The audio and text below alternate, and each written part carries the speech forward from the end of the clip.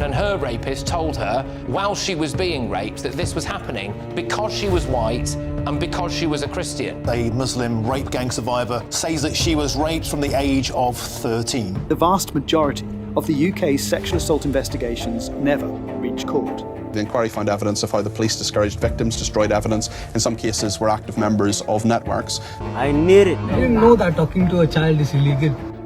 Off. What the fuck? I can't even go outside my house because I'm scared that something's going to happen.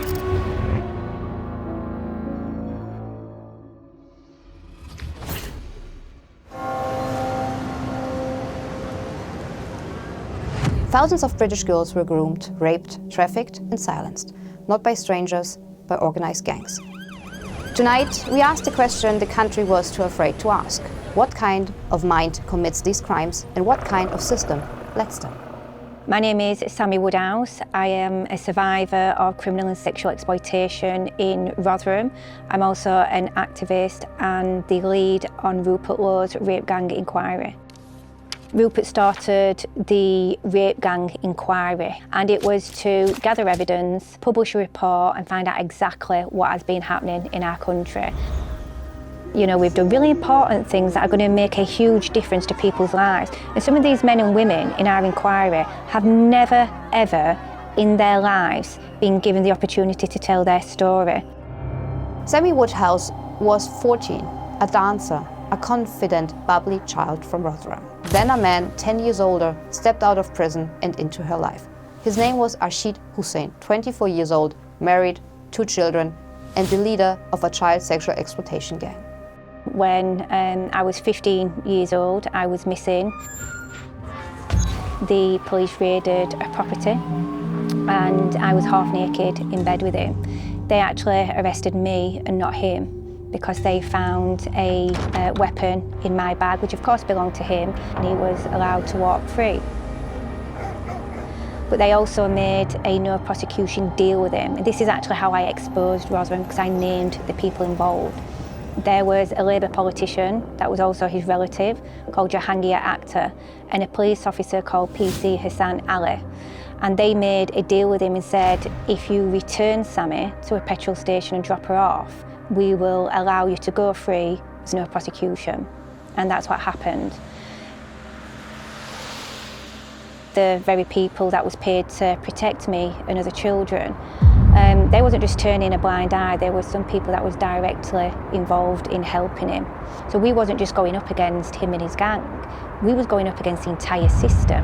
And the evidence I've got from my case going back from 1999 to 2001 shows that they knew his and his gang's entire operations. So there's evidence that who the perpetrators were, who the victims were, what cars they were using, the registration plates, the meeting points, what restaurants, hotels, what taxis they were using, because the taxi drivers were involved in trafficking the children from location to location. Now, Arshad Hussain didn't sell me, you know, to other men, but he was known for selling other children, and at that point he was linked to at least 54 children, as young as 11 years old. So they have known for decades, you know, what these men were doing. The mother of a 12-year-old girl has told the inquest into her death that her daughter took her own life after making a sexual assault allegation and feeling like she wasn't believed. That is Samina, 12 years old, Rachel Hallowell's daughter. Rachel Hallowell, who Sammy brought into the inquiry, became friends, 2 women bound by the same fight. And I had to watch her die. It was, you know, I'm a changed person now after that. It's a mother's worst nightmare to find out your child's been raped. I made a report to the police and it took nearly a week for them to come out to see her. The detective involved said to Samina, well, you know, it's your word against his. They also said to her, if you do go ahead with this, it's going to take 18 months to 2 years to go to court. Do you really want that hanging over your head? You know, you can leave this now. He said, and come back to it in 5 years or 10 years. While the police were here, she said to me, I've had enough of this. And I just thought, she's had enough of the police being here, because they've been here now solid for two nights. And she went upstairs, and then the police left, and my eldest son went in to see if she was okay, and that's when he found all the blister packets of tablets. And he rang an ambulance straight away, but it was too late. It was a very long, painful death, because there was no antidote for what she took. That detective had that opportunity to say to Samina, do you know what, Samina? We do believe you. Even if he'd have said to her, I don't know what we can do about it, and I don't know how far we can take it, but we do believe you because he's admitted it. I know for a fact, if he'd have said that to her, she wouldn't have taken her own life. It's the fact that she was not believed. It's the fact that she was being bullied, the fact that she was being beaten up. And what were the police doing? Nothing. They're basically letting it happen. They were failing a child. She was 12.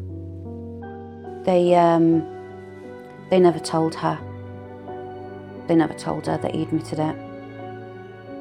She went to her death thinking that she was not believed, and her final words were, before they put her in a coma, to name him and say, he raped me. That was her final words to me before she went in the coma. She never came out of the coma. I've always said, if the police had come to me at the very beginning and said, you know what, we did make mistakes and we're so sorry, I would have accepted that apology, but they didn't. And even with the IOPC report told Merseyside Police, you owe Rachel an apology.